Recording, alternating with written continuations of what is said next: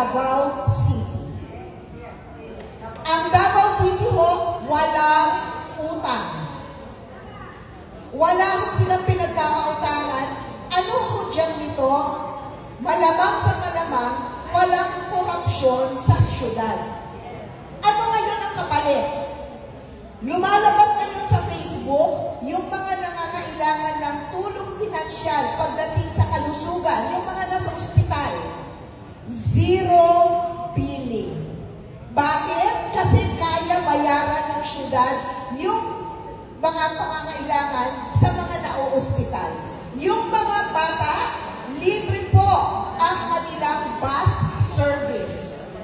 Marami pong libreng bus service doon sa mga pumapasok sa public school na mga bata. Sa mga kababaihan, yung mga mga single mothers, merong nagkukupkop sa kanila.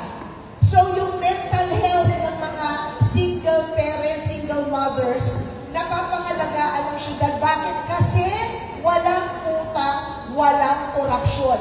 May pag-asa, meron, basta